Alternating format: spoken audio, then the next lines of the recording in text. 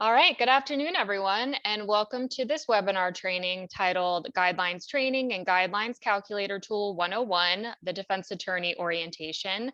My name is Catherine Pembroke. I'm the Administrative and Training Coordinator for the Maryland State Commission on Criminal Sentencing Policy, also known as the Sentencing Commission or the MSCCSP for short. Now, the sentencing guidelines play a significant role in supporting fair and proportional sentencing practice. And accordingly, your participation in this training and staying up to date on sentencing guidelines is important because it helps to promote the consistent application of the guidelines.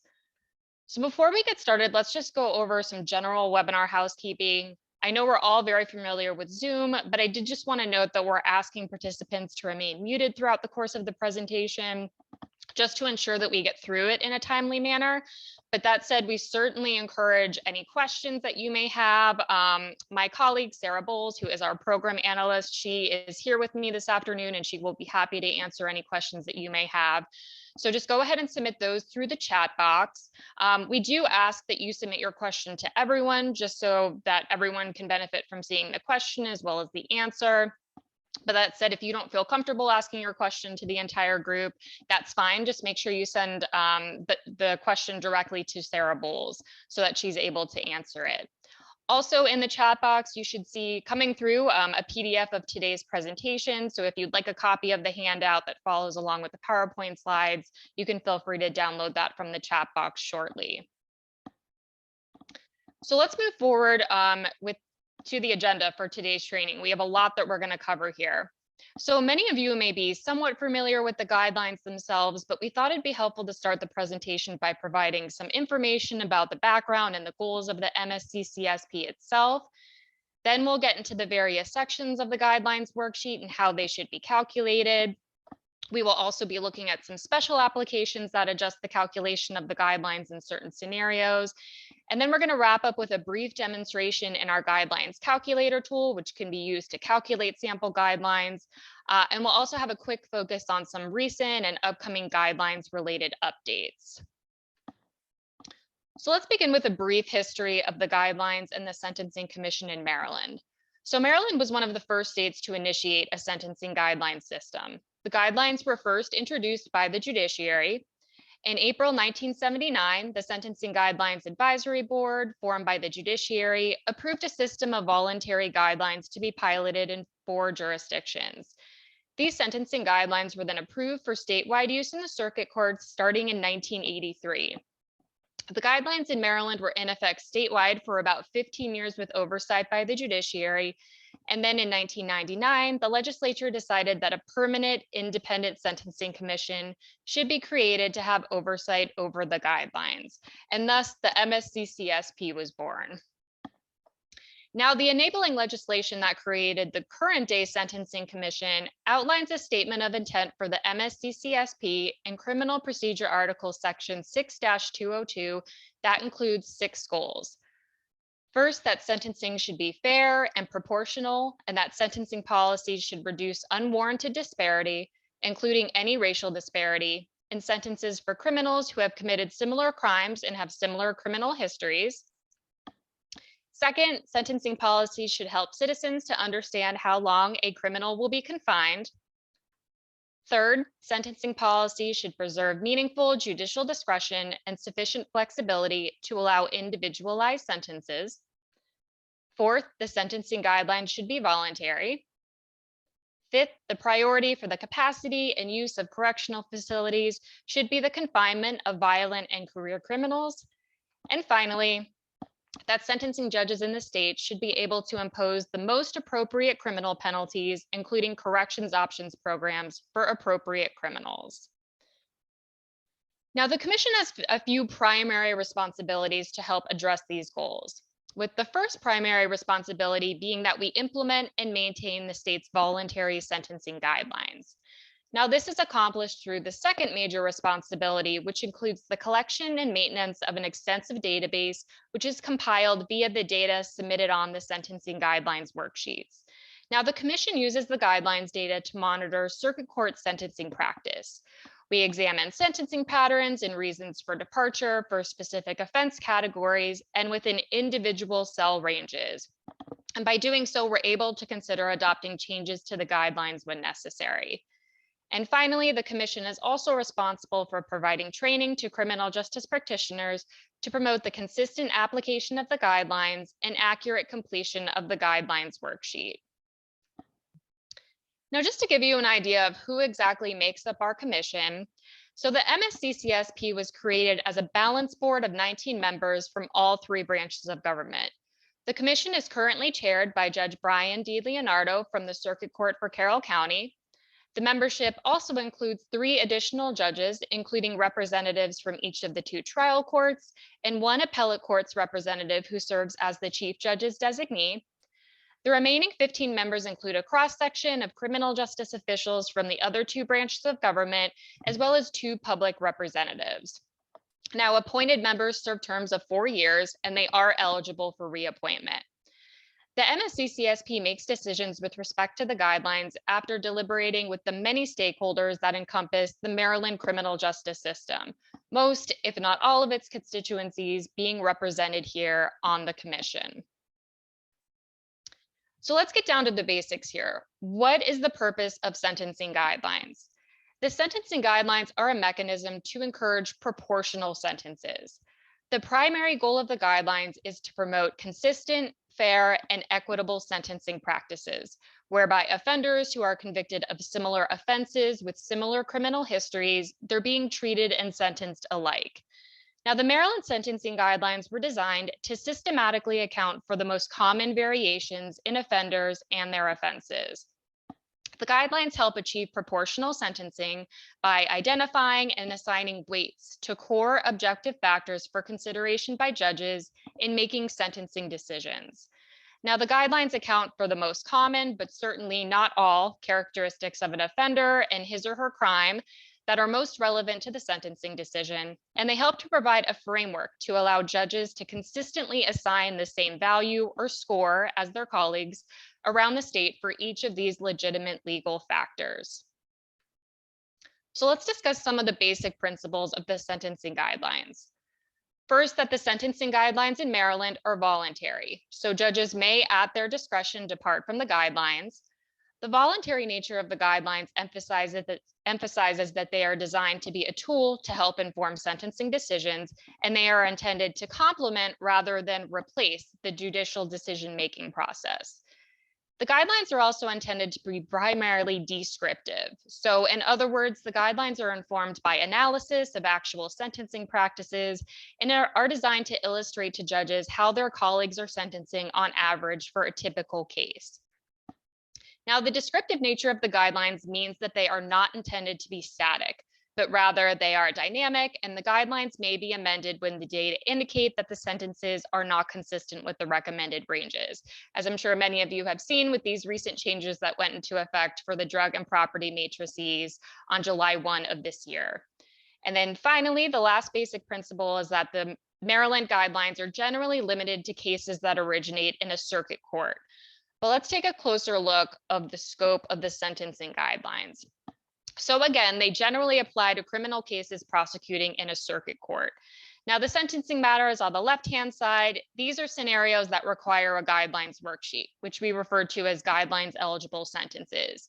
So again, original sentencings in the circuit court, prayers and appeals from the district court, they are guidelines eligible if a pre-sentence investigation is ordered. And in that instance, parole and probation investigators initiate the guidelines worksheet. In addition to original sentencings, a worksheet's required for reconsiderations involving a crime of violence as defined under criminal law, Article 14-101, as well as 3-judge panel reviews if there is an adjustment made to the active sentence as a result of that reconsideration or modification hearing or 3-judge review.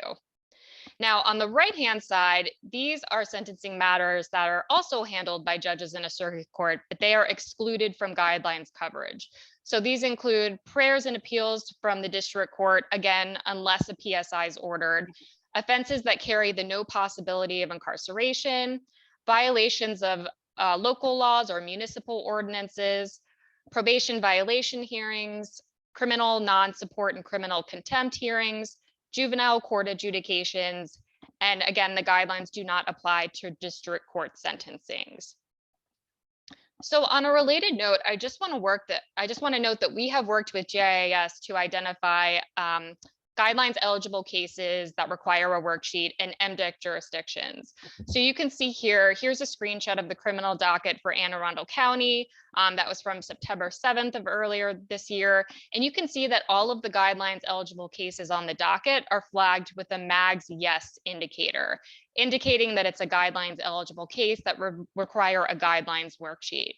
So I just wanted to point out again that we have this guidelines eligible case indicator established. If you think it would be helpful to refer to these dockets, for upcoming cases, just to confirm whether or not a guidelines worksheet is required, definitely feel free to refer to these dockets.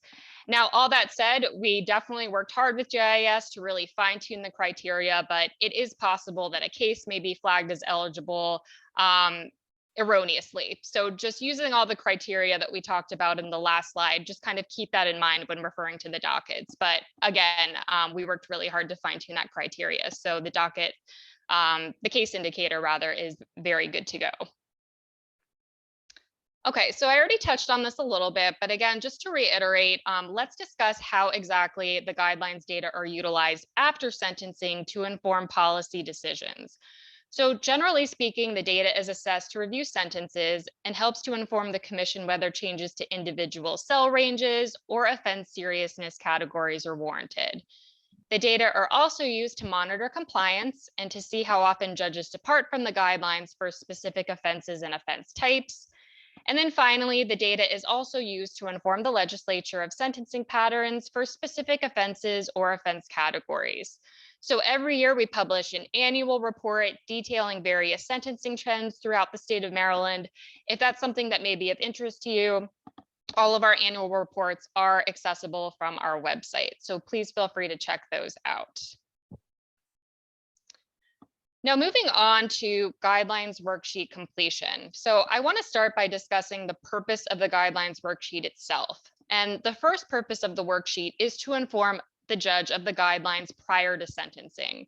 So Criminal Procedure Article 6-216, it indicates that the court shall consider the guidelines at sentencing. And in order to do so, a guidelines worksheet must be prepared. The second purpose of the worksheet is to provide data so that the commission can make informed decisions about sentencing policy.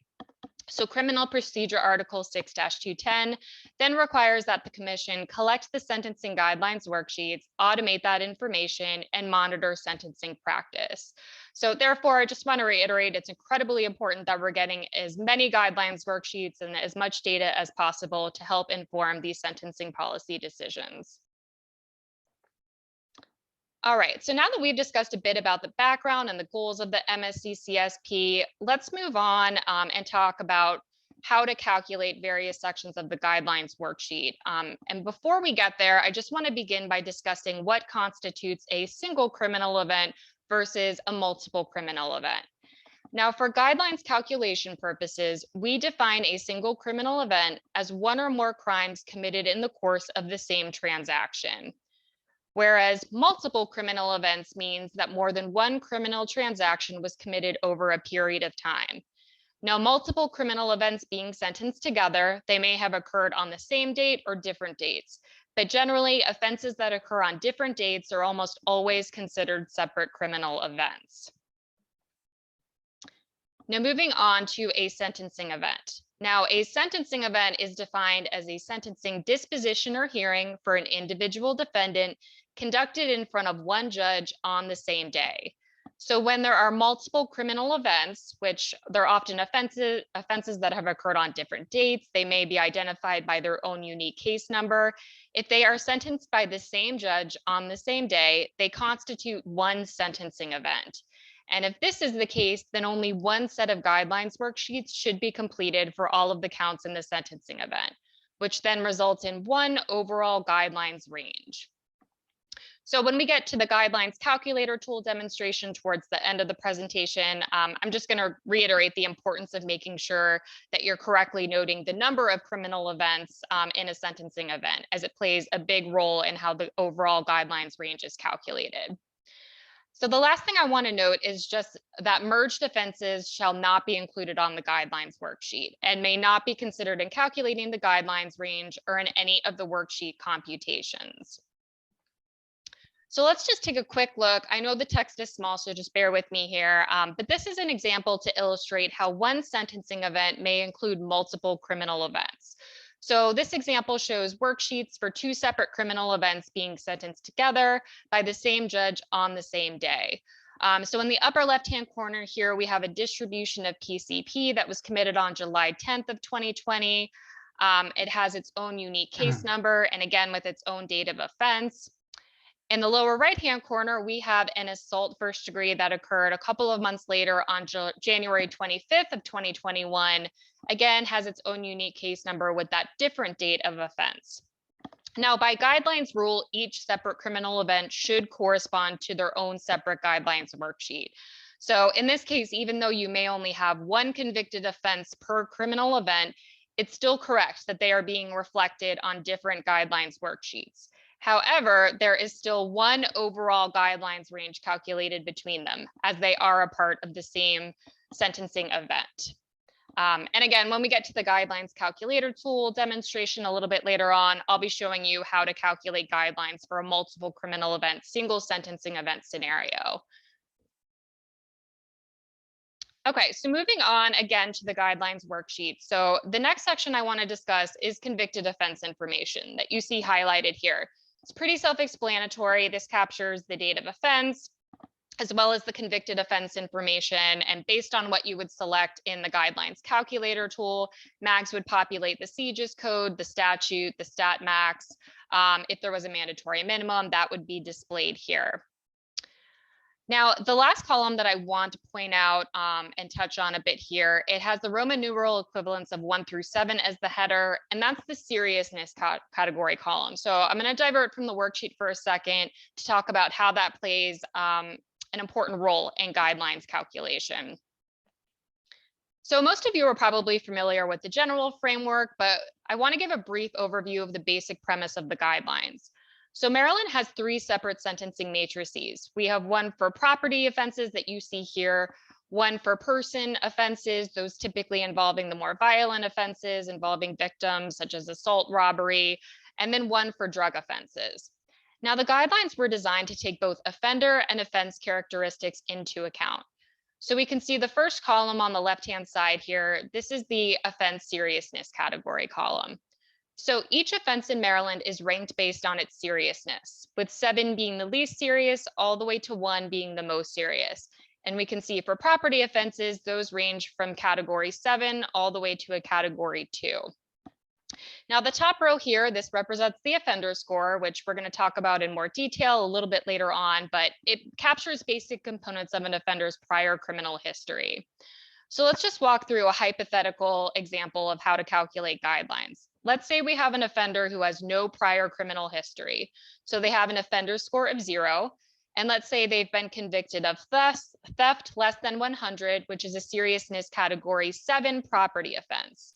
So looking to the matrix here, we can see that the recommended guidelines range would be probation to probation in that instance. So again, that's just a basic example of how guidelines are calculated and just kind of emphasizes the importance of the seriousness category of the underlying offense, as it plays a big role in the recommended guidelines range. Okay, so returning to the worksheet calculation process, the next section we're going to look at is the offense score section. Now, this applies to person offenses only. So again, a lot of those involving victims like assault, robbery, as well as weapon-related offenses. Now, the offense score is a summary scale ranging from 1 to 15, and it measures the seriousness of a person offense based on 4 components. Part A, seriousness category. So just based on the seriousness category of the underlying offense, X number of points would be scored here. Part B, victim injury. C, weapon presence. And D, special victim vulnerability. Now, the first section here, the offense seriousness category, we can see that it provides a conversion chart shown on the worksheet whereby the least serious offenses, so those being the categories 5 through 7, they are assigned 1 point, all the way to 10 points for a seriousness category 1 person offense. Now, with regard to the offense score and the seriousness category of an offense, it's important to note that in general, conspiracies, attempts, or solicitations, they should be assigned the same seriousness category as the underlying offense. And with that being said, there are a few exceptions, typically involving the more serious offenses. So for example, attempted first-degree murder is a seriousness category 2 offense, whereas first-degree murder is a seriousness category 1. And the same is true of rapes. So again, you can locate these offenses on the guidelines offense table separately if you were calculating guidelines for one of those more serious offenses that involved an attempt, conspiracy, etc. But in general, any attempt, conspiracy, or solicitation is assigned the same seriousness category as the underlying offense. So moving forward to Part B, victim injury. Now, victim injury is defined in the Maryland Sentencing Guidelines Manual as reasonable proof of injury and may be physical or psychological, the cause of which is directly linked to the conduct of the defendant and the commission of the convicted offense. So 1 point is scored here for a non-permanent injury.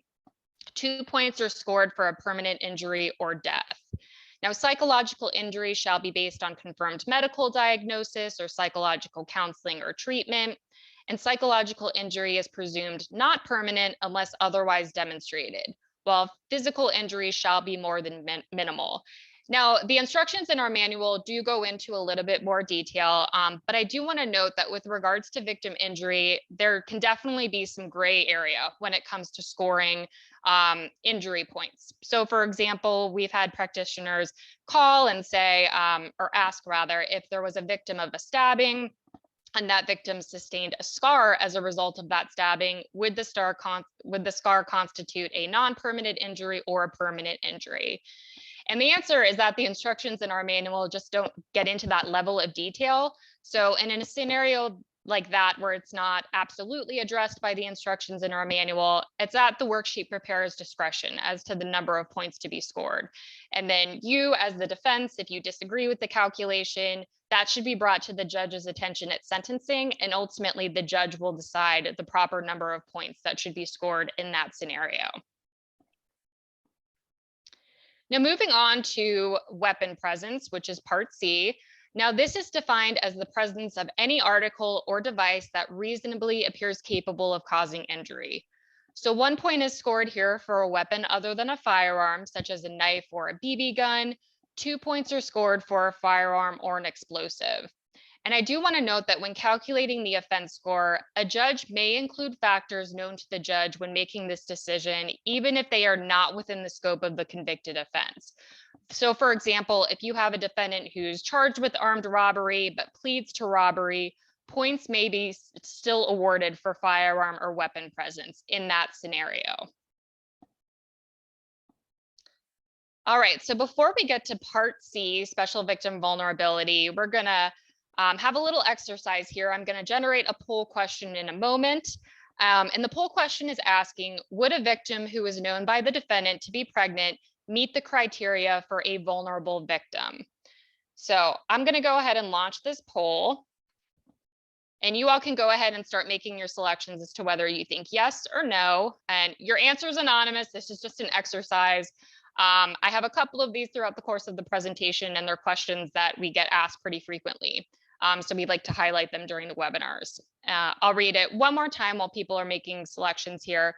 So again, would a victim who is known by the defendant to be pregnant meet the criteria for a vulnerable victim? Give you about 5 more seconds here. Okay, so let's go ahead and share the results here. So 92% think yes and 8% think false. So let's go ahead and take a look at the answer here. And the answer is yes.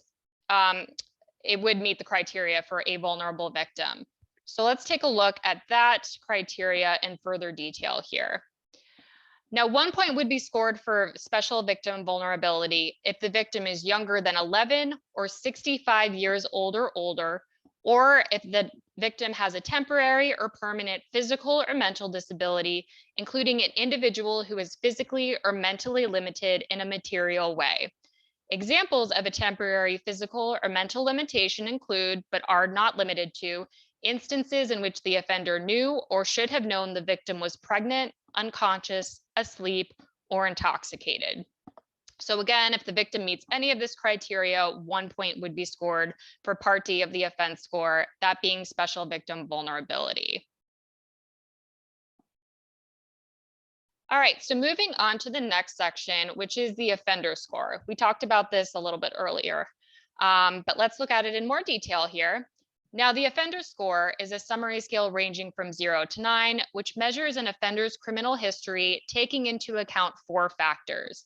That being Part A, the relationship to the criminal justice system when the instant offense occurred, B, juvenile delinquency, C, prior adult criminal record, and D, prior adult parole and probation violations. All right, so before we get into Part A, we're going to have a true-false question here. So true or false, 1 point should be scored for Part A of the offender score, relationship to the criminal justice system when the instant offense occurred, if the defendant was on pretrial supervision at the time the instant offense occurred. So I'm going to go ahead and launch this poll.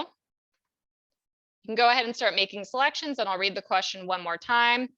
So 1 point should be scored for Part A of the offender score, relationship to the criminal justice system when the instant offense occurred, if the defendant was on pretrial supervision at the time of the instant offense. Just give you a couple more seconds here.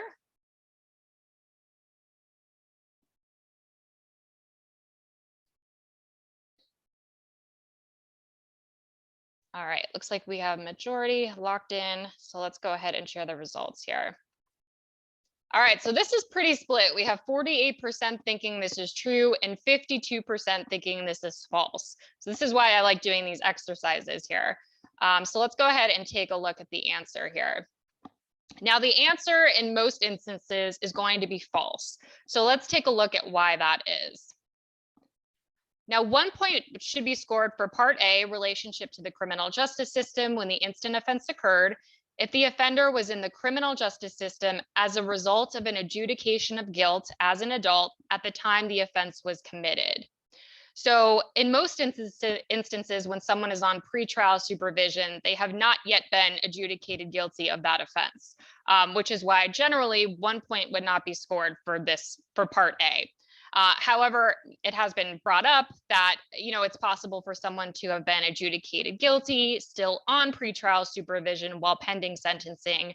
And if that were the case and the defendant committed this instant offense after having been adjudicated guilty, then 1 point would be scored.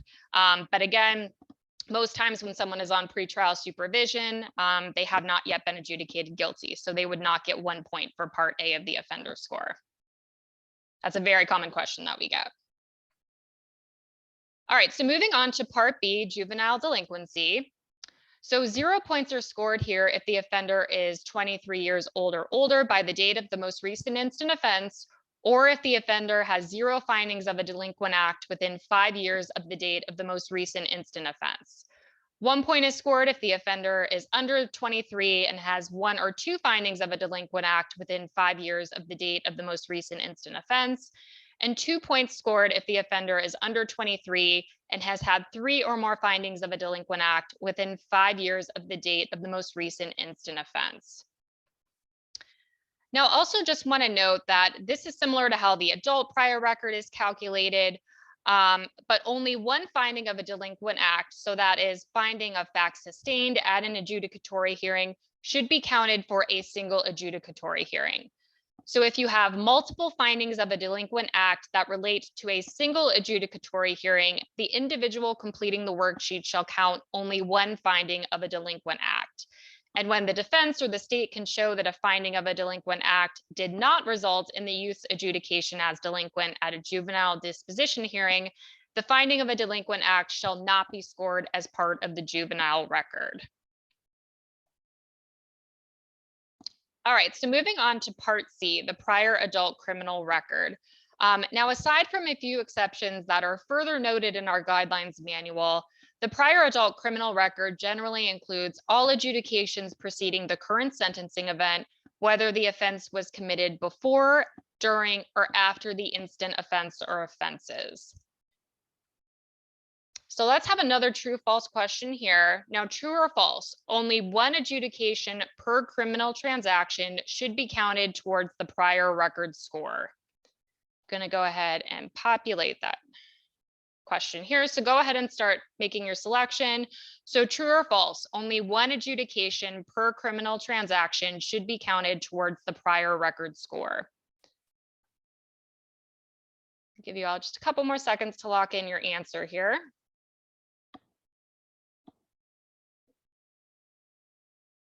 Okay, let's go ahead and share the results here.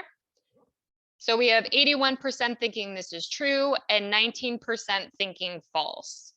So let's go ahead and take a look at the answer here. And the answer is true. So let's walk through calculating the prior adult criminal record. It's probably the most complicated component of the offender score. So we're going to walk through all of the steps to properly calculate the adult criminal record. Now, step one is to identify the offense with the highest seriousness category for each prior criminal transaction. So if you have multiple adjudications that are stemming from the same criminal transaction, you're only going to identify and count the offense with the highest seriousness category per that criminal transaction. Step two is then to count the number of offenses in each seriousness category, using only the offenses that you identified in step one. Step three is then to refer to our prior adult criminal record matrix to identify the corresponding prior record level, which we're going to walk through an example in a moment. Before we do, I just want to note that Maryland allows for what we refer to as the criminal record decay factor, meaning that if the defendant has remained free of criminal justice system involvement, so meaning they've been off parole, probation, mandatory supervision, etc., for 10 years prior to this instant offense, the criminal record should be reduced by one level. So if it's initially calculated to be a major record, but the defendant's criminal history meets this criminal record decay factor, it would then be reduced to a moderate record level. So let's take a look at the prior adult criminal record matrix here that you see populated on your screen. And we're going to walk through a hypothetical prior criminal history. So let's say we have a defendant who was convicted of assault second degree and wear carry transport of a handgun on October 1st of 2013. Now, since I have two convictions stemming from the same transaction, I'm only going to count the more serious offense, that being the assault second degree. Then on July 28th of 2016, the defendant was convicted of burglary second degree, which is a category 4 property offense. And then on December 12th of 2020, the defendant was convicted of resisting arrest, which is a seriousness category 6. Now, out of these three convictions that I'm applying to the prior criminal record, the most serious is the burglary second degree, being the seriousness category 4. So I'm going to refer to the criminal record matrix here. I'm going to look to the seriousness category column. And since 4 is the most serious of the offenses or convictions that I have, and there's only one seriousness category 4 conviction, I'm going to look to this first box here. And we can see that initially this defendant's prior criminal record results in a moderate level and then would jump to a major if combined with 2 or more offenses in categories 4 through 6 or any 6 offenses in general. So hopefully that was helpful just to kind of walk through a hypothetical scenario. Again, we understand that this can be a little complicated or confusing when calculating the prior record sometimes. So if you ever have questions when doing so, just feel free to contact us. All right, and then wrapping up part D of the offender score, that being prior adult parole and probation violations. So 1 point is scored here if the offender was ever adjudicated in violation of parole or probation, or was convicted of an offense while on parole and probation, unless the adjudication or conviction arose from the offense or offenses of this sentencing event. So again, 1 point would not be scored simply because they were on parole and probation at the time of the offense, as the defendant would already be given a point in section A for being on parole or probation. This is if they've ever been adjudicated in violation of parole or probation. All right, so moving on to the other sections of the guidelines worksheet. So this section that you see highlighted here, this captures the recommended guidelines range. So you can see there's space for the individual guidelines range being calculated for each convicted offense, as well as the overall guidelines range for the sentencing event. So let's take a look at a couple of examples and talk about how the guidelines range is adjusted due to special circumstances in a case. So here's an example of where the overall guidelines range is adjusted due to a case involving multiple victims within a criminal event, which we often refer to as our guideline stacking rule. Now, in this type of case, the guidelines range for each individual offense is still calculated as normal, but instead of using the highest of the upper and lower guidelines limits, it's the highest of the lower limit, and the upper limits for each offense involving a unique victim are instead added or stacked. So just to note, if you do have multiple offenses pertaining to the same victim, the upper limit for the most serious offense would be stacked. So in this example here, let's say we have an individual who was convicted of 3 counts of second-degree assault, each involving a separate and unique victim. Now, the original range for this criminal event, we can see here the individual guidelines ranges are first calculated for each of the assault second degrees as being 2 years to 5 years. So in a normal circumstance where you have a criminal event with not more than one seriousness category 1 or 2 offense, the overall guidelines range would be the highest of the upper and lower limits. So it would simply be 2 years to 5 years. But in this case, since each of the assault second degrees involve a unique victim, it's the upper limits for each offense involving a unique victim are then added or stacked to give you an overall guidelines range of 2 years to 15 years to represent the fact that there are multiple victims involved in this criminal event. So let's just recap the rules for applying the stacking rule. So first, there must be a criminal event with multiple distinct victims. There cannot be more than one seriousness category 1 or 2 offense. One convicted offense per distinct victim may be used to calculate the overall guidelines. And again, only the upper limits stack.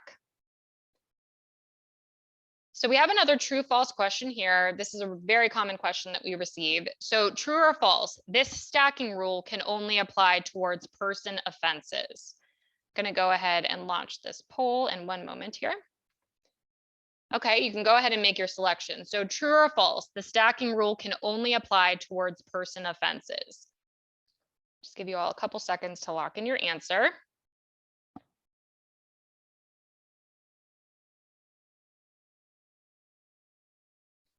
All right, looks like we have majority locked in. So let's go ahead and share the answers here. So this is also pretty split with 52% thinking true and 48% thinking false. So let's go ahead and take a look at the answer here. And the answer is false. So the stacking rule can definitely be applied to property offenses as well. So for example, if you have a theft or a theft scheme involving multiple unique victims, the stacking rule can also be applied in that scenario. So it is not just limited to person offenses. All right, so moving on to subsequent offender sentence enhancements. So in this example illustrated here, we show a case where the offender was convicted as a subsequent drug offender pursuant to Criminal Law Article 5-905. So in this example, we have an offender who was sentenced for distribution of cocaine, a Category 3B drug offense. And let's say they have a hypothetical offender score of 3. So the initial guidelines range in this example is 3 months to 3 years. However, because the offender is being convicted as a subsequent drug offender pursuant to Criminal Law Article 5-905, under that statute, the statutory maximum is then doubled. And by guidelines rule, the guidelines range is then also doubled. So that would increase the guidelines range for this offense to 6 months to 6 years. All right, so just wrapping up with the last 2 sections of the guidelines worksheet that I want to highlight here. In the lower left-hand corner, this is victim information. So these questions pertain to the rights of victims at sentencing, and it's often state's attorneys and parole and probation agents filling out the majority of that information, while judges and their designees will take over and enter some information post-sentencing. And then finally, the sections that you see highlighted here, these are the sentencing and departure related fields that are typically completed by judges or their designees.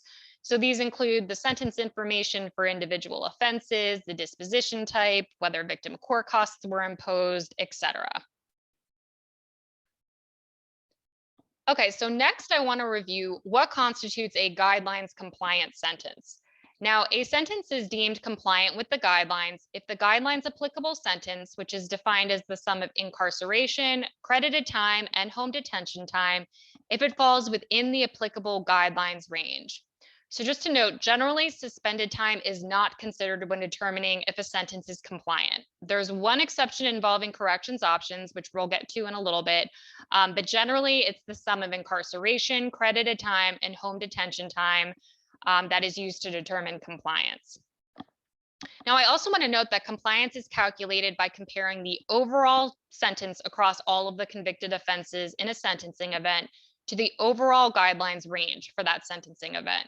So it's possible that you could have a sentence exceed the upper guidelines limit for one offense, fall below the lower guidelines limit for a second offense, but the overall sentence when adding together the sentences for both counts falls within the overall guidelines range for the sentencing event.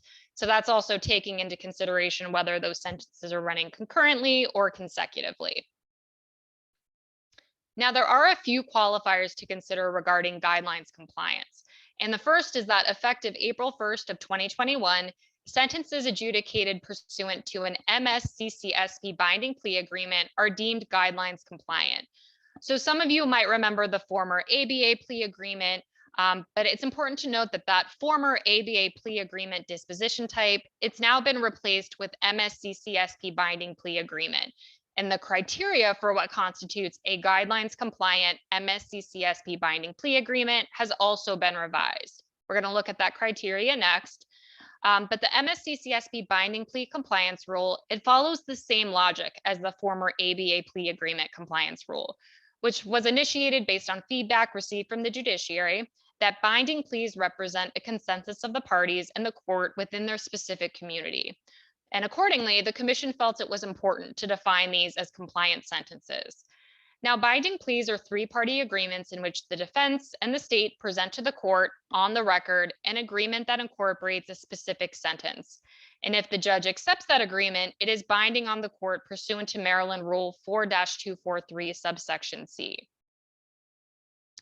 Now, following a review of binding pleas in 2020, which included a review of definitions of binding plea agreements from other jurisdictions, an examination of relevant Maryland case law, and an analysis of data on sentences for guidelines eligible cases sentenced from 2017 through 2019, the MSCCSP agreed that the former term ABA plea agreement is not universally known and should be replaced with the more intuitive MSCCSP binding plea agreement. And further, effective April 1 of 2021, the MSCCSP narrowed the definition of what constitutes a guidelines compliant plea and adopted language to specify that an MSCCSP binding plea agreement means an agreement to a specific amount of active time, if any, and not merely a sentence cap or range. So in totality, the definition of an MSCCSP binding plea is as follows. It is a plea agreement presented to the court, an agreement by an attorney for the government and the defendant's attorney, or the defendant when proceeding pro se, that a court has approved relating to a particular sentence and disposition. An MSCCSP binding plea agreement means an agreement to a specific amount of active time, if any, and not merely a sentence cap or range. The court has the discretion to accept or reject the plea, and the agreement is binding on the agreement is binding on the court under Maryland Rule 4-243 subsection C if the court accepts the plea. Now, that was a lot of information to take in, so let's apply that to a couple of hypothetical sentencing scenarios, and we're going to determine whether or not they constitute an MSCCSP binding plea. Now, let's say the guidelines for the sentencing event are 2 years to 8 years. The state and the defense present to the court a plea agreement to a sentence range anywhere from probation to 2 years. The court accepts this agreement and sentences the defendant to 3 years, suspend all but 1 year. Is this an MSCCSP binding plea agreement? So I'm going to go ahead and launch that poll. And I had to abbreviate the text a little bit to get it to fit. So I'm going to read it while you all continue to make your response.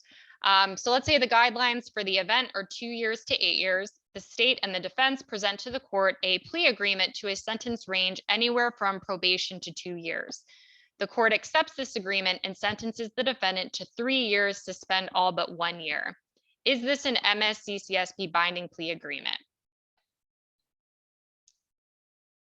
So we have about half of you all locking in your answer. I'll give you about like 5 more seconds.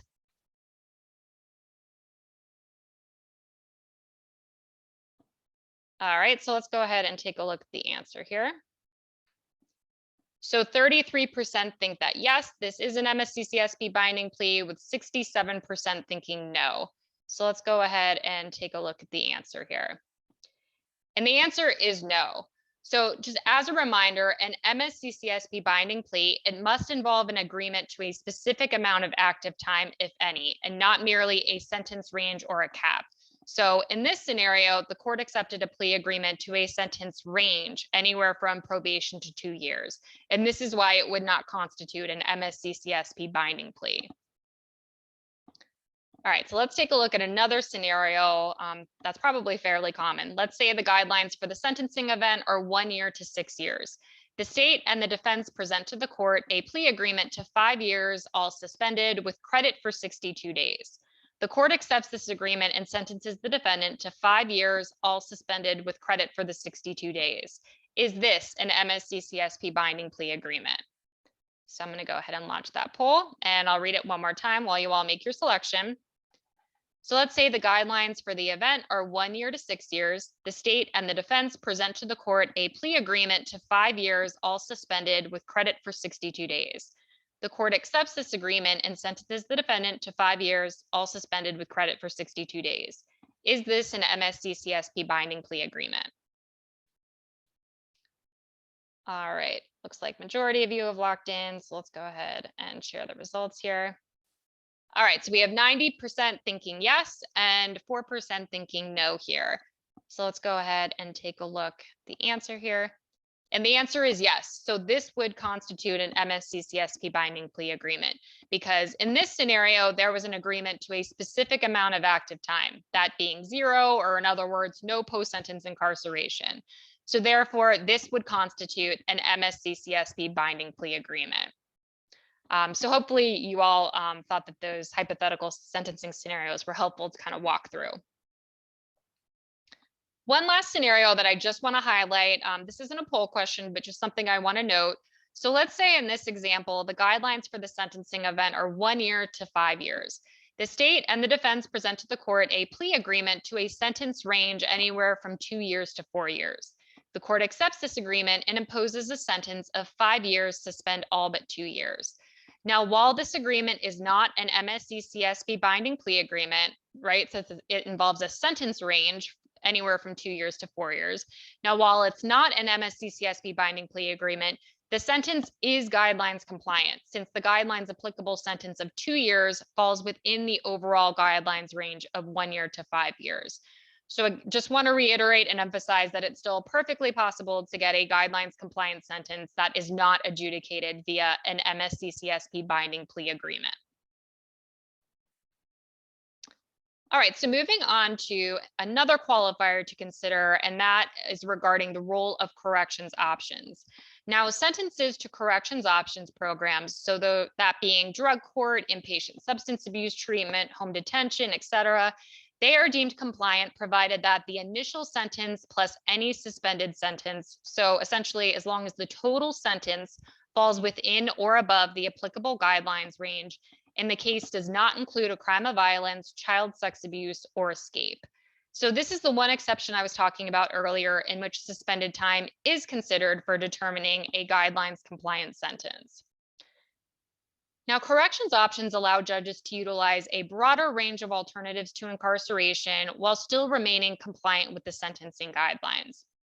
Corrections options include home detention, inpatient or residential treatment, inpatient drug or alcohol counseling under Health General Article 8-505 and 8-507, drug court, a problem-solving court, required substance abuse treatment for the possession, administration, obtainment, etc. of CDS, work release, and weekend or other discontinuous incarceration.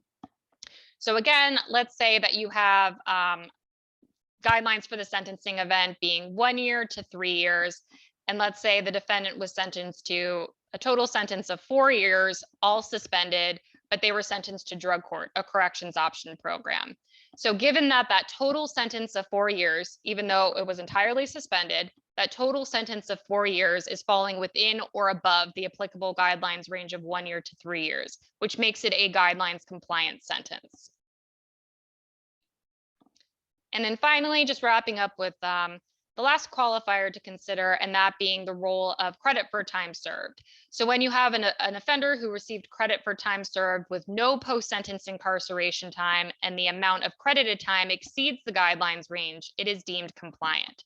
So for example, if the guidelines range is probation to 3 months and the sentence is 6 months fully suspended with credit for 100 days, the sentence is still guidelines compliant, even though the credited time exceeds the upper guidelines limit in that scenario.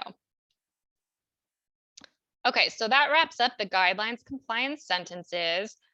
So next we're going to start turning to the guidelines calculator tool demonstration. But before I do that, I did just want to highlight our MAGS homepage here, which is www.msccsp.org/MAGS.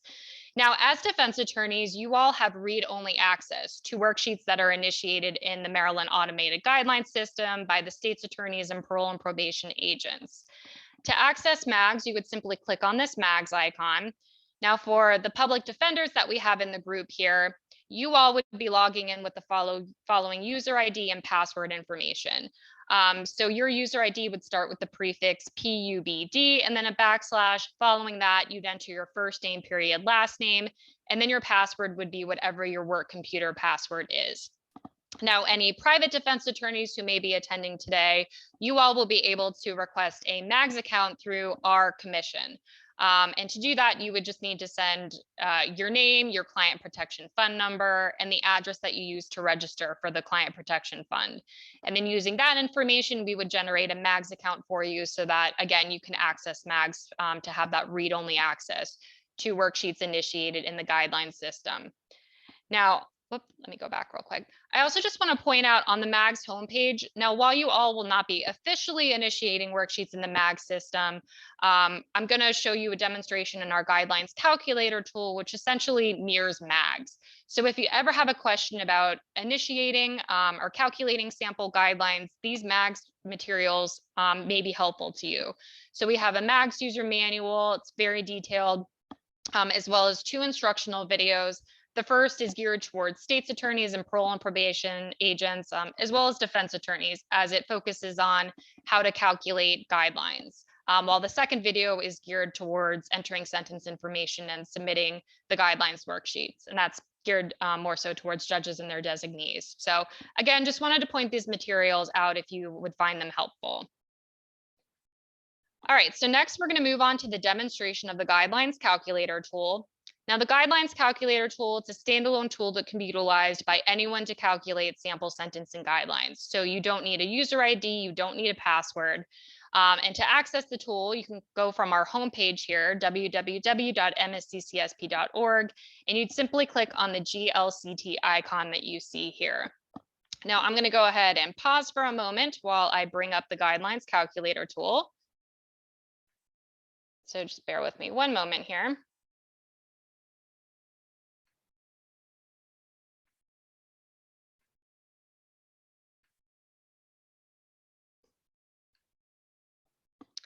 All right, so here is our guidelines calculator tool. And to proceed, you would just simply click on this proceed to GLCT icon. And that's going to bring me to MAGS. Okay, here we go. So as I mentioned before, the guidelines calculator tool, it essentially mirrors MAGS. So these 3 tabs that you see here, offender information, offender score, and list of offenses, these are the tabs that are completed prior to sentencing, which then allow you to calculate sample guidelines. So beginning with offender information, you can enter as much or as little information as you want. So let's just say I have a defendant, John Edward Smith here, the state identification number, the sex, the date of birth, whether or not a pre-sentence investigation was ordered, and then let's just say this is being sentenced in Anne Arundel County. So once I have that information, I can just click the next button here, which brings you to the offender score. So I'm not going to go through all the criteria since we already discussed the offender score, but this is where you're going to make your offender score selections. Now, relationship to the criminal justice system when the instant offense occurred, this is scored at the offense level, meaning when you go to enter the convicted offense information on the next tab, that's where we're going to score part A. So we would just make our selections for juvenile delinquency. Excuse me, Ms. Pembroke, we can't see what you're seeing. Oh, okay. Hold on one second. Thank you. Can you see it now? Yes, but you're going to have to go back to the beginning. I'll go back. Yes. Thank you. I apologize. Thank you. No problem. Okay. My apologies. So this is the offender information. I already just went and answered some of the basic demographic information about the offender. And as I said, you can enter as much or as little information on this tab as you would like. And then moving on to the offender score section. So this is where we're entering the offender score components. I mentioned part A, you're going to enter that at the offense level, which we'll do in a moment here. So I'm going to go ahead and make my selection for juvenile delinquency. Prior adult criminal record, I do just want to note that this is a clickable link. So by clicking on the link, it brings you to our criminal record matrix. Give it a minute here. And then if you scroll down, it gives you all the criteria that would constitute a major, moderate, etc. So that way you don't have to pull out our manual. You can access it directly from the tool here. Now, I do want to show you, let's just say that the defendant's record in this case was initially calculated to be a major, but that defendant's prior criminal history meets the criteria for that criminal record decay factor that we talked about. Just want to note, if you click on this little information icon, it gives you more detailed explanations of what we're trying to capture here. So this, again, just gives you that criteria for applying the decay factor. So let's say initially calculated to be a major, but I want to apply the decay factor in this case. So I'm going to go ahead and click the radio button that says yes. And we can see that it drops to a moderate. And then when we view the worksheet in a moment, you'll actually see on the guidelines worksheet in red text and then parentheses the decay factor, so that it's clear that the decay factor was applied in this scenario. And then whether or not the defendant was adjudicated in a prior adult parole and probation violation. All right, so moving on to list of offenses. So this is where we're adding all of the convicted offense information. And again, if you have multiple criminal events being sentenced as part of the same sentencing event, so they're being sentenced before the same judge on the same day, this is where you're adding all of that unique case number information. So you don't want to generate different worksheets for each criminal event. If they're being sentenced as part of the same sentencing event, you are going to enter all of that information from the list of offenses tab here. So to start, we're going to click Add Offense, which brings you to the Offense Offender Score tab. In the upper left-hand corner, so this is where we're going to note the number of criminal events as well as the count number. And this is especially important if you have multiple criminal events, that you're making sure to properly reflect the criminal event number. So in this test case that I'm going to create, we're going to have 3 convicted offenses in total, and there's going to be 2 criminal events as well. So I'm going to start by entering criminal event number 1. And let's say this is the 3rd count that was listed in the indictment here that the defendant was ultimately convicted of. So we're going to enter the offense date.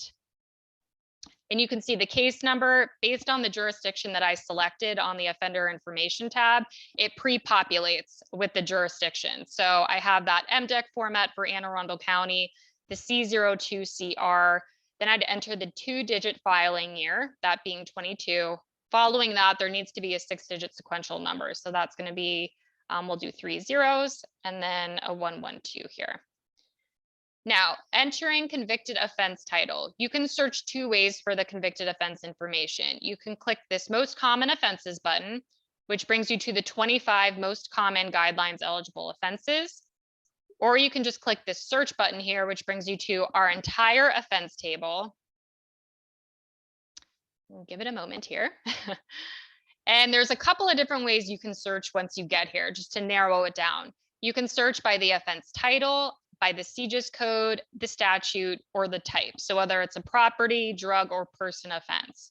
Now, what I do want to note with regards to the statute, if the penalty portion of an offense is contained in a different part of the statute than the actual offense description, you'll want to search by the penalty portion. So this is especially true of drug offenses where, the offense description may be contained under 5-602 of the criminal law article, but the actual penalty may be under 5-608, for example. So in this case, you can see here, when I search for the penalty portion, that being the 5-608, that's where I see the offense populate. So I just wanted to throw that out there. Or you can simultaneously search all of these columns in the upper left-hand corner by utilizing this general search button. So in this case, let's just say I want to search for an assault second degree. So if I were to type the word assault, you can see all of the offense entries containing the word assault would populate here. And I would simply select, click the select button next to assault second degree. Once I do that, the tool calculates or reflects the seriousness category, CGIS code, statute, stat max, etc. Now, if the offense involves an attempt, conspiracy, or solicitation, you can select the appropriate radio button here. And then moving on to enhancements below here. So if the underlying offense allowed for an enhancement, so for example, if you could apply that subsequent drug offense statute, the subsequent drug offense enhancement, if the defendant's being convicted of a subsequent crime of violence and subject to a 10-year, 25-year life mandatory minimum, or if they're a repeat sex offender, those enhancements can be applied here.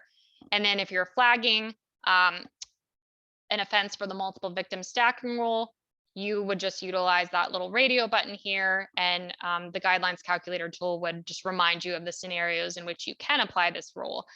Now, the scenario that I'm going to be creating today wouldn't allow for that, so I'm going to go ahead and leave that no. And then I'm jumping down to the offender score section. So I noted part A is scored at the offense level, so I'm just going to say that there was no relationship to the criminal justice system when the instant offense occurred. Now, assault second degree, it is a person offense, so I would need to move over and complete the offense score. Based on the offense that you select, the tool is going to calculate part A for you, just based on the seriousness category of the underlying offense. So I can see there's already 1 point scored here, given that it's a seriousness category 5. And I'm just going to make my selections for victim injury, weapon presence, and special victim vulnerability. Now, both the offense and the offender score, based on the selections that you make, it's automatically going to calculate those totals for you. So then I'm going to click calculate guidelines range, which gives me the individual guidelines range for the offense, as well as the overall guidelines range for the sentencing event, which we'll see it becomes updated once I add additional convicted offense information. So then I'm going to click save this page and close out. Let me just close out of that. And there we have the assault second degree here. So I'm going to go ahead and click add offense.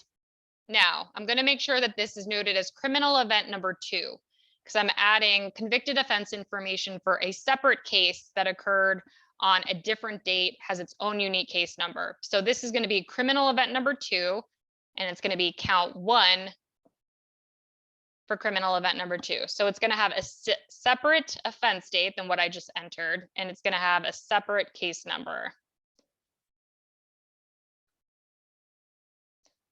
And I'm going to go ahead and click most common offenses here.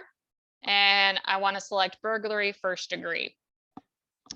I'm going to jump down to the offender score. And again, this is going to be no relationship to the criminal justice system when the instant offense occurred.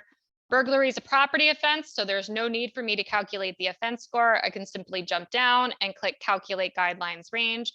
And I mentioned this earlier, if you all have been using the tool, I'm sure you're already well aware of this alert message, but effective July 1st of this year, this is stating that the guidelines for this offense seriousness category and offender score have changed.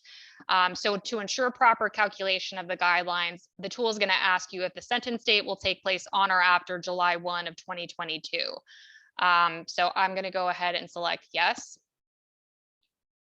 And then we have the guidelines range for the offense, and the overall guidelines range for the sentencing event increases to 6 months to 5 years.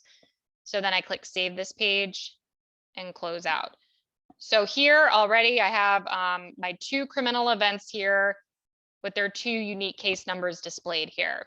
So I'm just going to quickly add one more convicted offense that's going to be a part of criminal event number 2. So this occurred on the same date as the burglary. And let's say this is the 5th count within the indictment for this case number. So it's going to have the same offense date as the one I just entered, as well as the same case number. Oh, and I can't. 5643.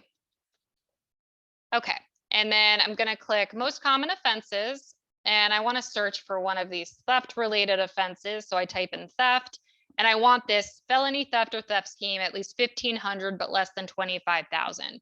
So I'm going to make my selection there. Jumping down to the offender score, again, no relationship to the criminal justice system when this occurred. It's a property offense, so no need to calculate the offense score. So I simply click calculate guidelines range, confirm it's being sentenced after July 1. And then I'm clicking save this page and close.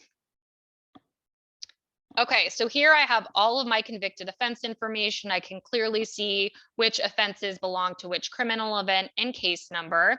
So at this point, really all of the information I need to calculate the guidelines prior to sentencing has been entered. So I can simply click this view worksheet PDF button, which is going to bring up the worksheet.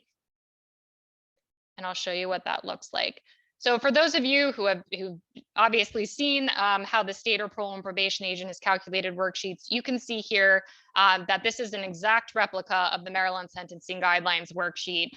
The way you'll know that it's different than the official worksheet is that in the lower right-hand corner here, it says version guidelines calculator tool. So you can tell that this was completed via the tool. As we talked earlier, if there are multiple criminal events, they should be displayed on separate worksheets. So on this first worksheet here is my assault 2nd degree. And then if I scroll down, I can see my second criminal event, which is comprised of the burglary 1st degree and the felony theft. And again, this sentencing event has an overall guidelines range of 6 months to 5 years. Now, the only caveat with the guidelines calculator tool is, as I mentioned earlier, you don't need a user ID or a password to access it, which means it doesn't save any information that you enter. So once you close out of the browser, you won't be able to access that information that you previously entered. So once you finish calculating sample guidelines, you want to make sure that you're saving this PDF or printing it out with you so that you can bring it to court, so that you don't have to go back and recalculate the guidelines with the tool. Now, the last thing I just want to note within the guidelines calculator tool, more specifically on this list of offenses tab. So we talked earlier about merged and null prost offenses, how they should be removed from the guidelines worksheet, or if you're simply, calculating guidelines perhaps in advance of plea negotiations, and you want to delete some of the offense information that you've entered, you would just simply do that from the list of offenses tab, and you would click the delete offense icon, which looks like a trash can, next to the offense you want to delete. So let's say that we want to remove this felony theft or theft scheme offense. I'm going to click the little trash can icon, and I'm going to confirm that I want to delete it. So once I do that, the guidelines calculator tool is automatically going to update the overall guidelines range for the case if it happened to affect the overall guidelines calculation. So some of the lesser offenses are the ones that tend to be like merged or null prost. So if you delete those, you might not see any adjustment made to the overall guidelines range, but if there was, the tool would do that for you. And then obviously, if you wanted to go back and make any edits before you close out your browser, you just simply click on the edit icon here, and that brings you back to the offense offender score screen, so you can change any of the convicted offense information that you've entered. Okay, so that wraps up the demonstration of the guidelines calculator tool. So hopefully you all found that helpful. I know a lot of defense attorneys find this tool particularly helpful. Even state's attorneys will often use this tool to kind of calculate sample guidelines prior to plea negotiations. So if you think this would be helpful to you, we certainly encourage you to check it out. Okay, so at this point, I'm just going to wrap up with a couple of recent and upcoming updates. Just bear with me 1 second here.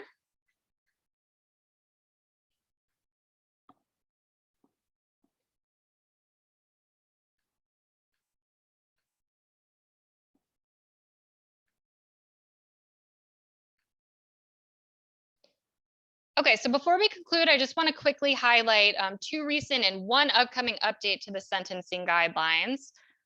That being that at the Sentencing Commission's May 10th meeting, the commission had voted to revise the offense type classification for arson first degree from a property offense to a person offense. So this reclassification means that arson first degree will include the scoring of the additional elements of a person offense, including whether there was victim injury, presence of a weapon, and whether a victim was a vulnerable victim.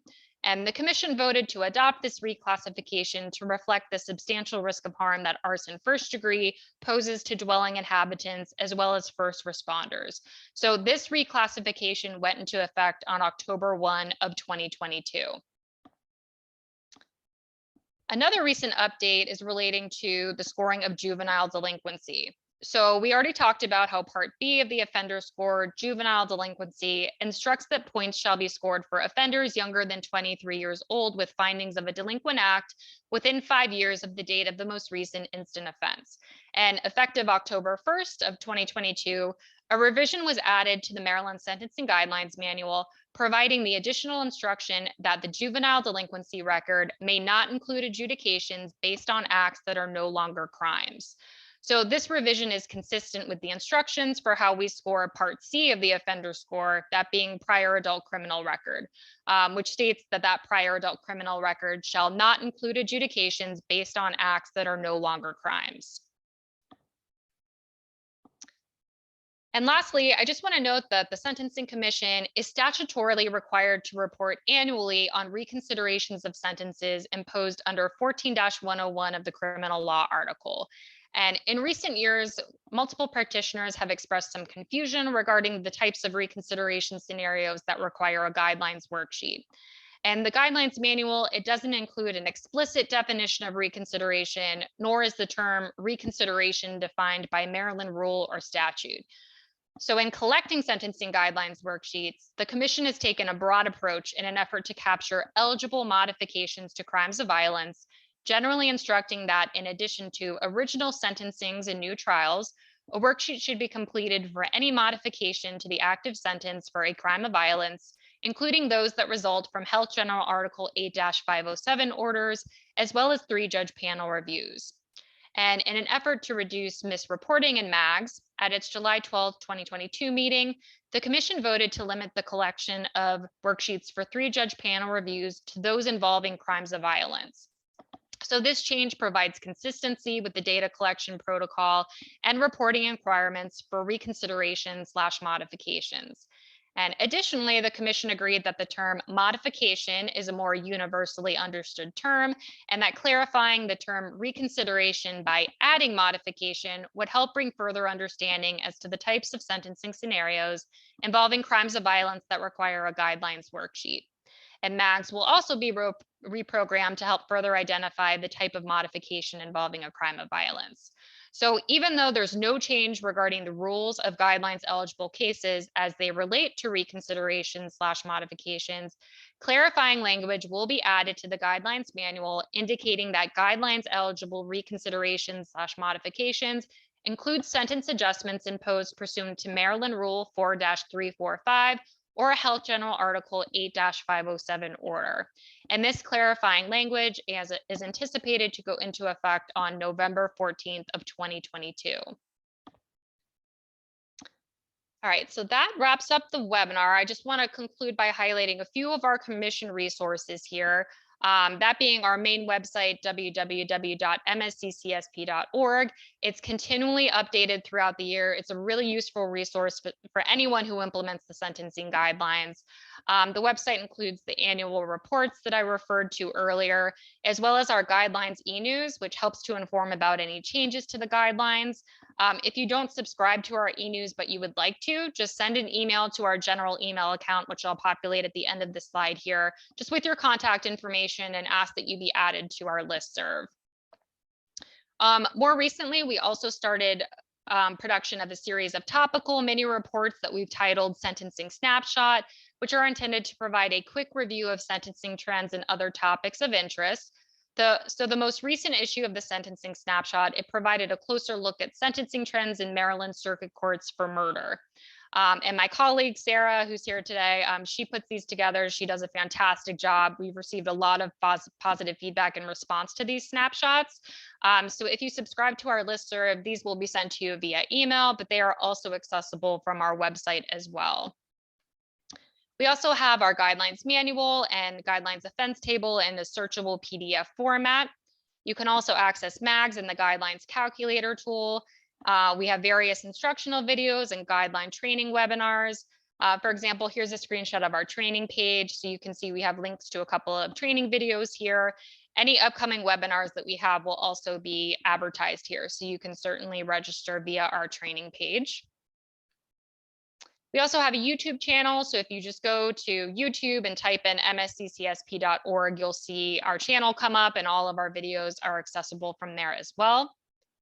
Finally, I just want to note that you can always feel free to contact us either over the phone at 301-403-4165 or via email at msccsp@umd.edu. If you've called or emailed, we've probably spoken at some point. I'm usually the first point of contact with the commission. So again, any questions that you may have in the future, please always feel free to contact us because we are happy to help. So with that, that concludes the webinar. I just want to check in with Sarah real quick to see if there's anything that we want to address before we hop off. Hey, Oh, I Catherine, can't. no, I don't see any outstanding questions in the chat room. Okay, great. Thank you, Sarah. All right, well, thank you everyone for taking some time out of your afternoon to join us. I hope you found it to be helpful and informative, and hopefully we'll see you at a webinar in the future. So with that said, take care, everyone. Have a good rest of your day.